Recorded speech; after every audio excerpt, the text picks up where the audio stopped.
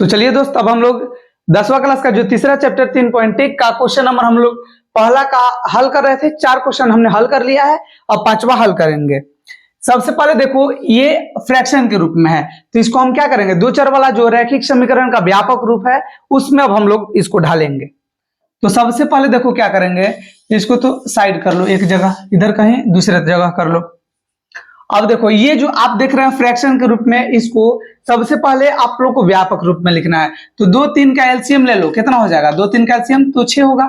2 3 जा 6 3 बार में कटता है ना, देखो 2 से 3 बार में कटेगा, जितना बार में कटता है उतना से उसके अंश में हम गुणा कर देते हैं। तो 2 3 6, 3 बार में कटा, तो 3 को 3 से गुणा कर दो 9x माइनस 3 को ये कितना बार में कटा देगा, 6, सॉरी 3 से ये 6 कितना बार में कटेगा, 3 दूना 6, 2 बार में ना, तो 2 को 5 से गुणा कर दो, कितना हो जाएगा 10y इक्वल टू इधर -2 है। आप लोग ये समझ गए होंगे, क्योंकि ये क्या चीज है, ये ऐड ऑफ फ्रैक्शन है, मतलब बाटा पे जोड़ हुआ है, जो 5 क्लास में भी हम लोग सीखते आ रहे हैं। देखो ये भागा में इधर जाएगा, गुणा में हो जाएगा, देखो ये भागा में इधर जाएगा, गुणा में हो जाएगा। 9x माइनस 10y है, इधर भेज दो, ये -2 और गुणा कितना हो जाएगा 6। अब देखो यहीं से हमको एक समीकरण मिलने वाला है, -2 को जब 6 से गुणा करेंगे तो -12 हो जाएगा, और ये समीकरण 1 होगा। क्या आप इसको समझ गए?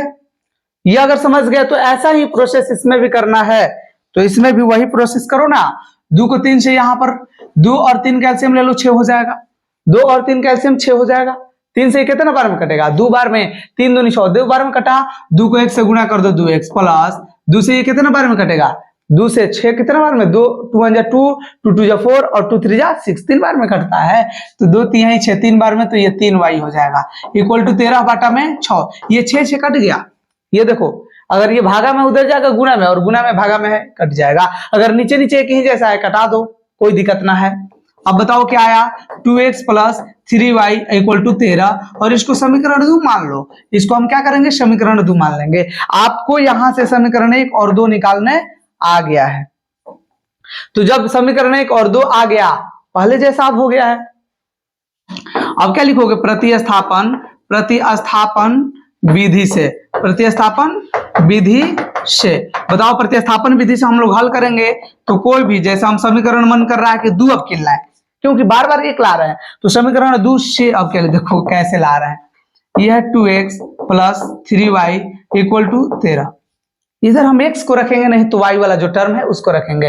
अब देखो ये 2x इक्वल टू कितना है 13, चूंकि ये प्लस में उधर जाएगा माइनस में, माइनस कितना हो जाएगा 3y, ये तो आपको समझ में आया, प्लस में रहता है उधर जाता है तो माइनस में। अब बता दो x इक्वल टू कितना हो जाएगा 13 माइनस 3y है, ये 2 क्या है, गुणा में, इधर ला दो, भागा में हो जाएगा। और इसी को समीकरण 3 हमें बोलना है, क्योंकि x का वैल्यू निकल गया, अगर y का भी वैल्यू निकलता तो भी हम इसको समीकरण 3 के अंतर्गत ले आ देते।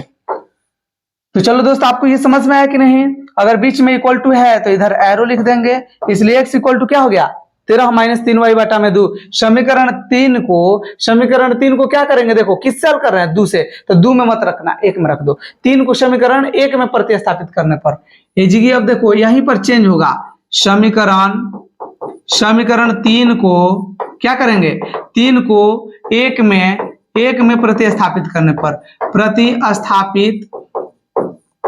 प्रतिस्थापित करने पर 3 को हम 1 में रख देंगे, क्या चीज, तो x की जगह हवा पर 13 माइनस 3y बटा में 2 रखना है, बस कुछ करना नहीं है। देखो ये क्या है 9, और x के जगह पर बताओ क्या रखेंगे, जो x है उसी के जगह पर 13 माइनस 3y बटा में 2 रख देना है, क्योंकि x की ये क्या है बराबर, तो जहां x है वो जी रख दो 13 माइनस 3y और बाटा में 2, 13 माइनस 3y बाटा में 2 रख देंगे, और उसके बाद माइनस कितना है 10y इक्वल टू उधर कितना है -12 है, यही ना है -12, रख दिया। अब देखो 9 को 13 से गुणा करेंगे, क्योंकि ब्रैकेट मतलब गुणा होता है, तो 13 को 9 से गुणा करेंगे, 13 9 117 माइनस प्लस क्या हो जाएगा माइनस 9 27 बाटा में 2, ये y है तो y भी लिखेंगे, माइनस कितना है 10y, इसके बाटा में कुछ ना है तो बता दोगे क्या है, जब कुछ ना रहता है तो 1 होता है, और ये -12 होता है। चलिए आगे बढ़ेंगे, देखो 2 1 कैल्शियम फिर यहां पर भी लेंगे, 2 1 कैल्शियम कितना हो जाएगा 2 हो जाएगा, 2 और 1 कैल्शियम 2 होगा, 2 से एक और बार में कटेगा, तो 2 1 जा 2 मतलब 2 1 जा 2 हो जाएगा, 2 1 आए 2। तो जब एक बार में कटा तो ये सब हमें 1 से गुना कर दो, तो 117 में 1 से गुना कैला पता 117 ना आएगी। अब देखो 27 में 1 से गुना करबा तो 27 ही आई, और माइनस बात माइनस 1 से एक और बार में कटे 2, तो 1 2 2 2 बार में ना कटता, तो 2 के जब 10 से गुना करबा तो कितना हो जाए 20y, कितना हो जाए 20y हो जाए। अब इधर कितना बा -12 बा। थोड़ा सा अब चेंज करेगा हमें, देखो क्या चेंज करना है,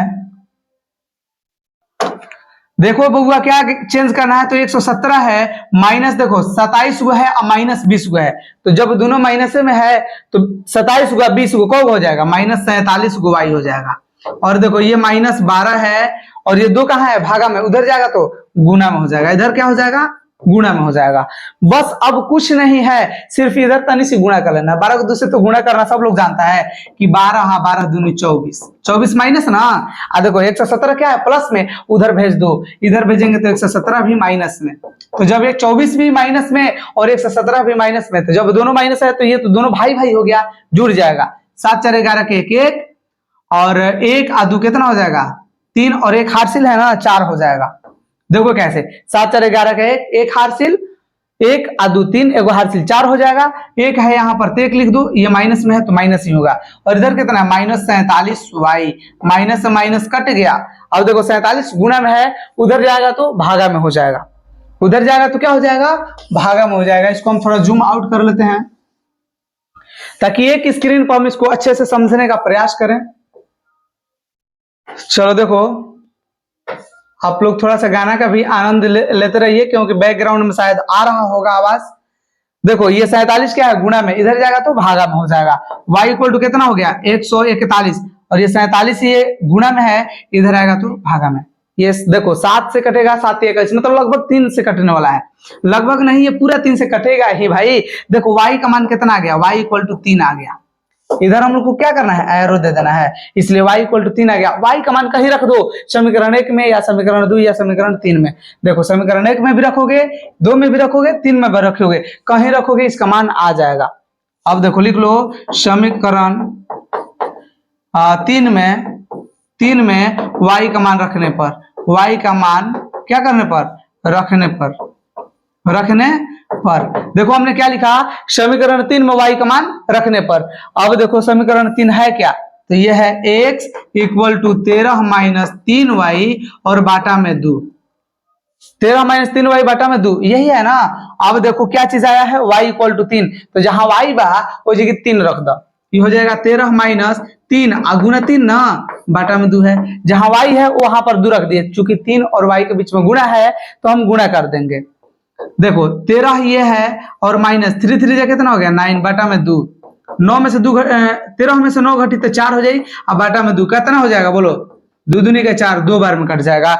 मतलब x का मान आया, लास्ट में बता दोगे x का मान कितना आया 2 और y का मान कितना आया 3 और यह हो जाएगा इसका आंसर, इसकी अतः लिख लेना। ये देखो कैसे आप लोग को बनाना है, यही से बना हुआ है। और इसको जूम आउट कर दें क्या,